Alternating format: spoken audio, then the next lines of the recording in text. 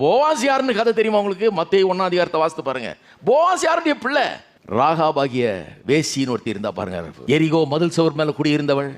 அந்த ஊரே அழிக்கப்பட்ட போது இவ மட்டும் காப்பாற்றப்பட்டா. ஏன்னா இவ இஸ்ரவேல் மக்களுக்கு உதவி செஞ்சான்னு சொல்லி காப்பாற்றினாங்க அவளை. அவள் ஒருத்தனை கல்யாணம் பண்ணி அவளுக்கு பிறந்தவள் தான் போவாஸ். நீங்கள் நினைக்கலாம், ஒரு வேசிக்கு இப்படி ஒரு பிள்ளையா? ஒரு வேசிக்கு இப்படி ஒரு சிறந்த ஆண்மகனா? சில நம்ம ஊருக்காரங்க ரொம்ப பெரிய கில்லாடிங்க சொல்ல தெரியாது பிரதர், ஃபேமிலி ரொம்ப மோசம். உங்களுக்கு ஹிஸ்ட்ரி தெரியாது. உங்களுக்கு ஹிஸ்ட்ரி தெரியுமா? உங்களுக்கு எனக்கு தெரியும் ஹிஸ்ட்ரி. ஆமாம், உங்கள் ஹிஸ்ட்ரி அது நீங்களா? அது ஹிஸ்ட்ரியை மாத்திரவரை எனக்கு தெரியும். எப்பேற்பட்ட கேவலமான ஹிஸ்டரியா இருந்தாலும் சரி, எப்பேற்பட்ட கேவலமான காரியம் நடந்திருந்தாலும் சரி வாழ்க்கையில், அதையெல்லாம் மாற்றுகிறவர் நம்முடைய கர்த்தர்.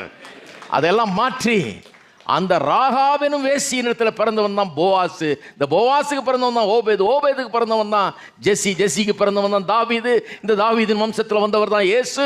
அப்போ ராகாவும் ரூத்தும் எல்லாருமே இயேசுவுக்கு பாட்டிமார்கள் ஆயிட்டாங்க.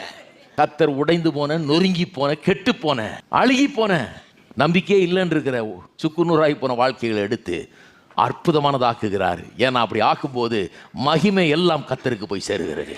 அன்றைக்கு கேட்டுக்கொண்டிருக்கிறவர்களுக்கு சொல்லுகிறேன், உங்கள் வாழ்க்கை சுக்குநூறாக இருக்கலாம், ஒன்றும் இல்லாமல் இருக்கலாம், கீழே கிடக்கலாம், நொறுங்கி போயிருக்கலாம்.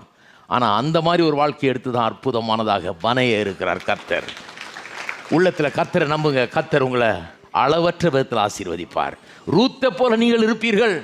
கண்ணீர் விடுகிற பெண்களுக்கு சொல்லுகிறேன், இந்த உலகத்தில் எனக்கு யாரும் இல்லையே, ஆதரவு இல்லையே, பிழைப்பென சாவனோன்ற இருக்க பெண்களுக்கு சொல்கிறேன், எங்கேருந்து நீங்கள் கேட்டுக்கொள்ள நான் சொல்கிறேன், பிழைப்பீர்கள்.